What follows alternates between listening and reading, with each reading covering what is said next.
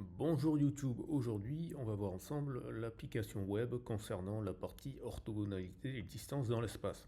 Donc la fois dernière on a vu manipulation des vecteurs et des droites et des plans dans l'espace, et là on est dans la partie orthogonalité et distance dans l'espace, c'est-à-dire produit scalaire, hein, pour dire les choses clairement, produit scalaire de deux vecteurs, orthogonalité, caractérisation du produit scalaire, base orthonormée, coordonnées d'un vecteur dans une base orthonormée, ce genre de choses, les formules. En fait, c'est la même chose que ce que vous avez vu en première, sauf que cette fois, c'est en 3D. C'est tout pareil. Donc normalement, quelqu'un qui a bien compris comment ça marche en première ne doit avoir aucune difficulté en terminale. Donc ici, il y a les rappels tout de même. Voilà, le produit scalaire, comment ça se calcule. Il y a le rappel sur la notion de comment est-ce qu'on fait pour montrer que une droite D est perpendiculaire à un plan P. Dans l'espace, on dit orthogonal.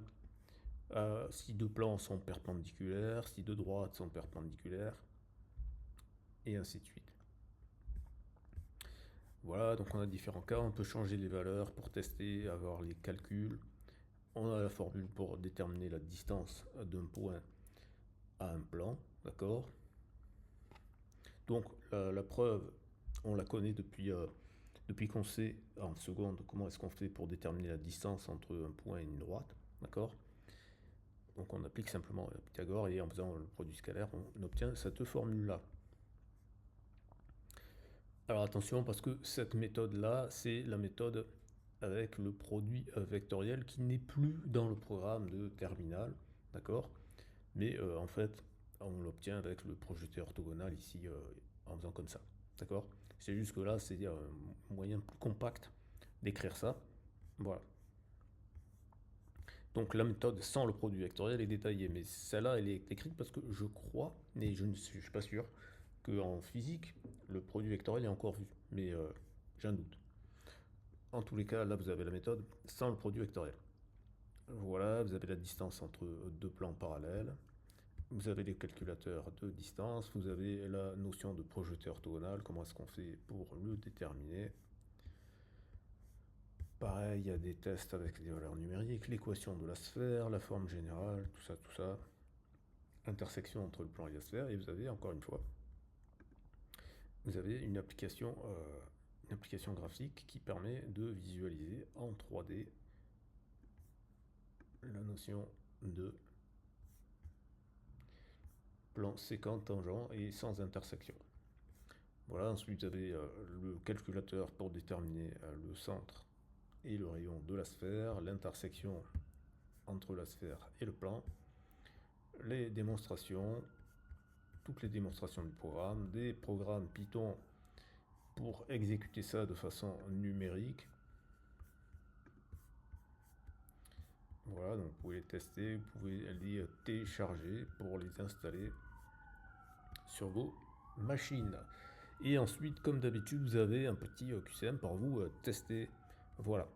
Et donc si vous voulez accéder à cette application, c'est très simple, soit vous scannez le QR code qui est là, vous remplissez le Google Form, donnez votre adresse email pour que je puisse vous envoyer l'application, soit vous voulez passer à la vitesse supérieure, vous scannez ce QR code et vous prenez un rendez-vous sur Calendly. Ce que je vous recommande de faire parce que vous êtes en terminale et qu'il y a le bac. Donc c'est pas juste connaître les notions, c'est être concrètement capable de faire les exercices de type bac.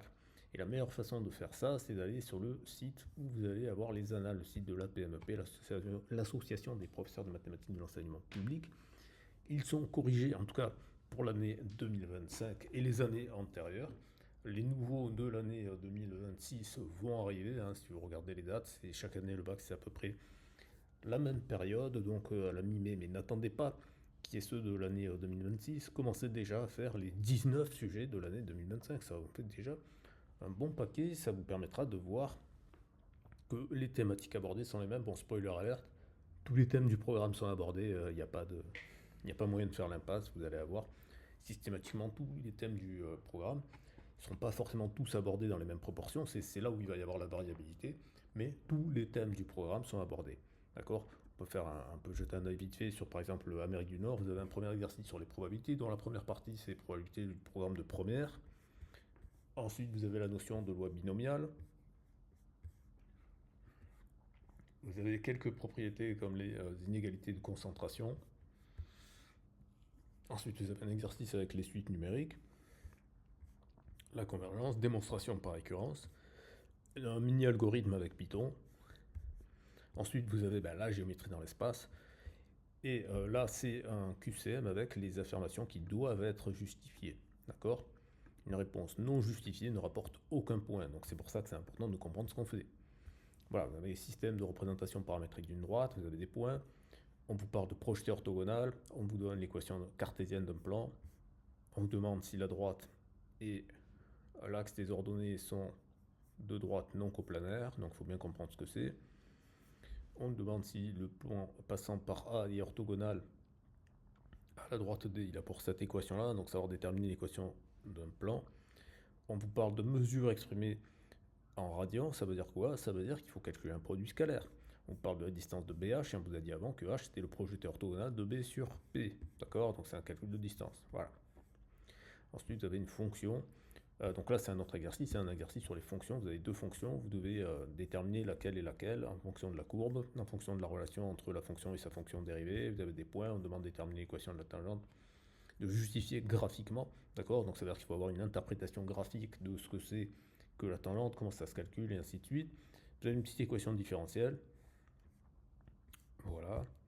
Vous avez quelques propriétés de convexité, les points d'inflexion. Ce genre de choses. Donc voilà, et ça c'était le premier sujet. Si on regarde le deuxième sujet, c'est à peu près la même. Un exercice de proba, pareil, l'inégalité de concentration, deux fois d'ailleurs au passage. Ensuite vous avez une suite, cette fois, l'autre c'était une suite homographique, là c'est une suite avec des racines carrées. Le sujet précédent il y avait des exponentielles, là il y a des logarithmes. Bon ben voilà, c'est un petit peu les mêmes choses, un petit programme Python vite fait.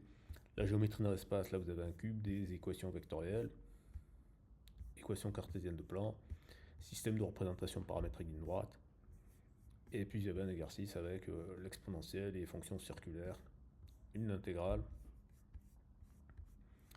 et des courbes.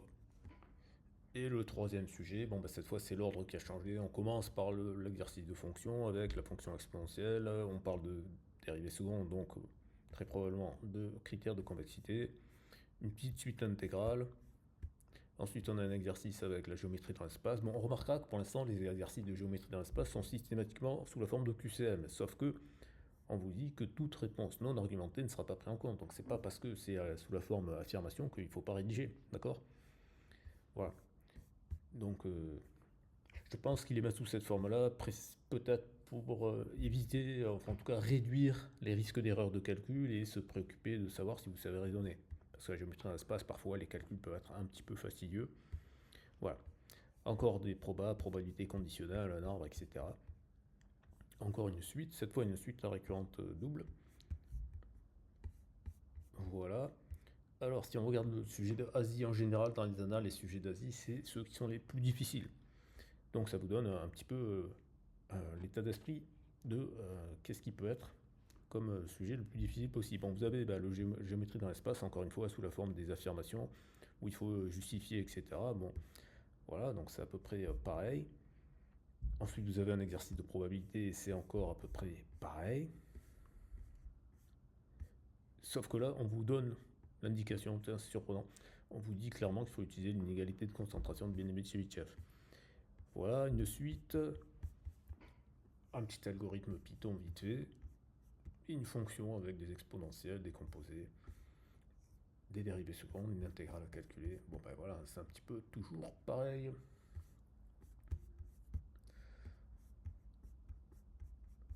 Voilà, donc le schéma qui se dessine, c'est le même à chaque fois. Et donc vous avez bien toutes les parties du programme. Donc je rappelle, pour accéder aux applications, donc vous scannez le QR code qui est là, ce qui vous permet de remplir le formulaire pour m'indiquer l'adresse à laquelle vous voulez que je vous les envoie. Et si vous voulez passer à vitesse supérieure, sachant que le bac va arriver, et ben, vous scannez le QR code qui est là et vous prenez un rendez-vous. Voilà, mettez un pouce vers le haut si ça vous a plu, abonnez-vous si ça n'est pas déjà fait, partagez aux personnes concernées et dites-moi ce que vous en pensez dans les commentaires et à très bientôt pour une prochaine vidéo.